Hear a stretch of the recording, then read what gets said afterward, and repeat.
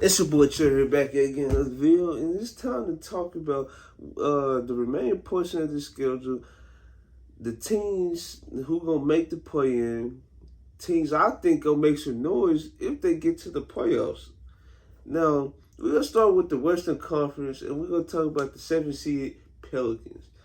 Now, the Pelicans are an interesting team because this is a team that was supposed to be at least a top 3 seed in the Western Conference.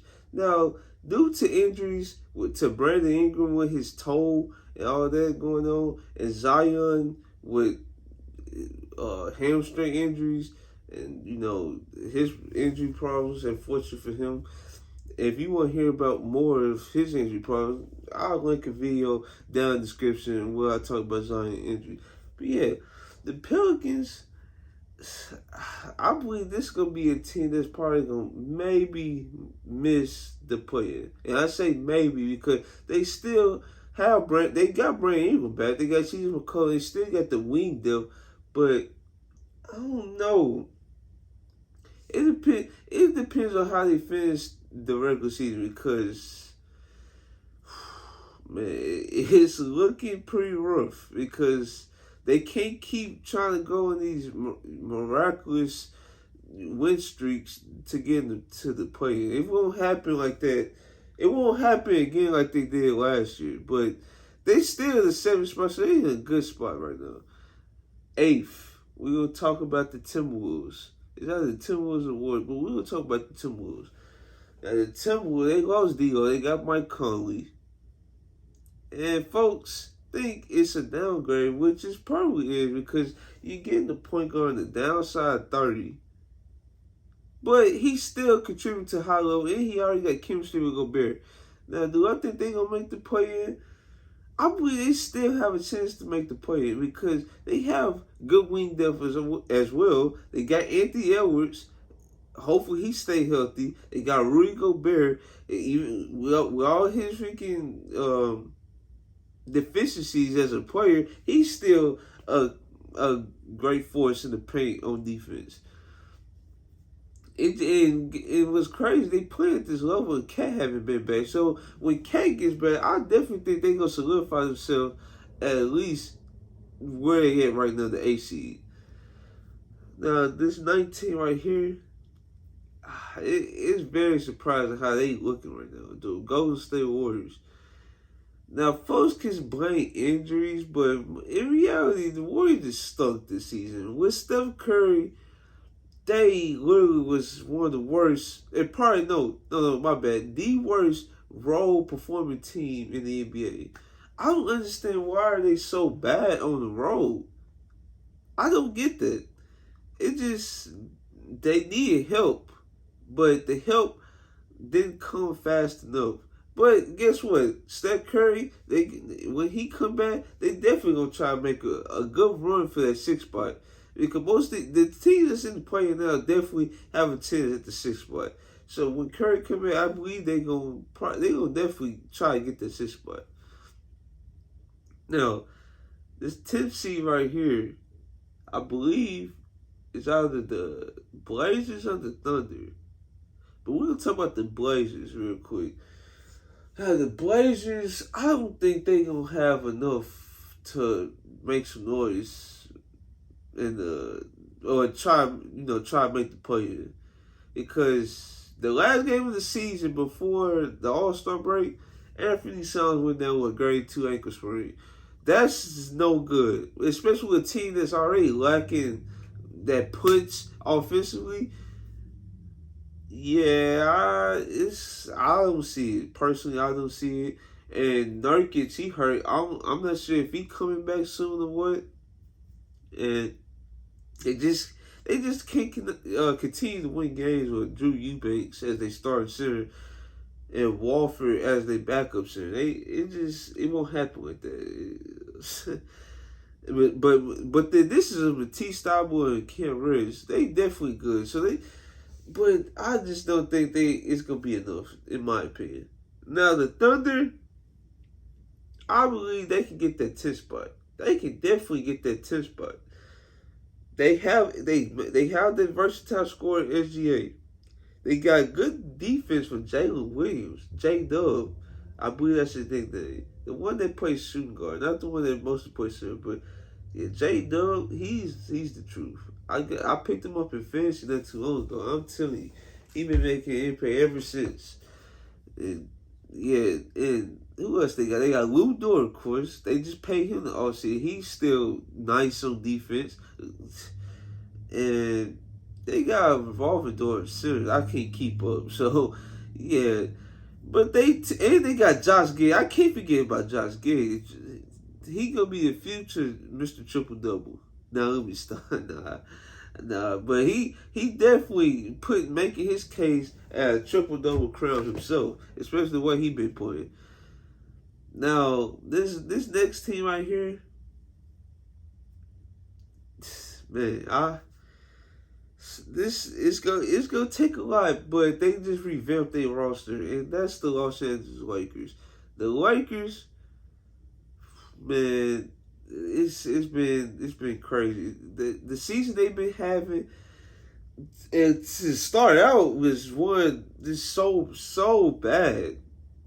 And then they tried to make additions to their roster in the offseason.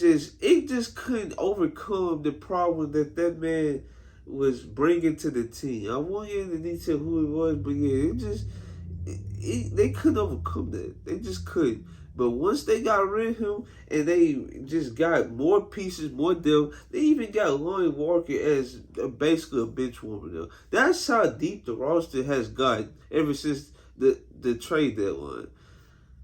And I believe they can definitely make a run at the play-in spot. And I believe, if not the 6th seed, they'll definitely be an 8th seed. Do I think they can be lower than that? Maybe. But it depends on how they finish the regular season, especially with the teams they got. These are the teams that are going to be making they try to make their push in the play-in. And tonight they play Golden State Warriors. So, yeah, we're going to see. Now, we're going to go to the Eastern Conference. So we're going to talk about the 7th seed of Miami Heat. The Miami Heat, man, they can be so much better than what they are right now. But at the same time, they just lacking stuff. To be honest, they picked up Kevin Love as a 4-man or a backup big to Bam. And they've been mostly putting two-way guys this season. And to their credit, they've been doing a good job. I tell you that much. And I believe they can be much higher than what they are right now. I believe they can get a 5th spot if we be honest with ourselves. Now this next team, they made a big trade in the offseason. And the trade, I mean, it's not looking good, but it's not bad is what folks trying to portray it. And that's the Atlanta Hawks. The Atlanta Hawks, they are a good team, and that's it. They just a good team. Well, that could be a great team. They can really be a great team, but they just fired Coach Nate McMillan. So they trying to get somebody that can put some more juice in this roster, because obviously Nate McMillan wasn't optimizing the Hawks to what they're supposed to be. The stats proved it, and by the eye test, you can tell. It just, something wasn't there. And hopefully the intern or whoever they pick up, I don't know if they're going to do it this season, but whoever they pick up actually make this roster look good, especially with how it looks on paper. This is a good roster. It should be at the 8th spot right now, but guess this is how the cookie crumbles. Now, this next team right here, I really don't expect much from them, but this is the Washington Wizards. Now, the Washington Wizards with Kyle Kuzma, Kristaps Porzingis, Bradley Beal, they are a decent team. They not a bad team, but they're definitely a decent team. With Kyle Kuzma, he been going crazy, and then he gonna get the bag in the offseason by the Wizards. That's why they got rid of Rui Hachimura to bolster, not to bolster. What's the word?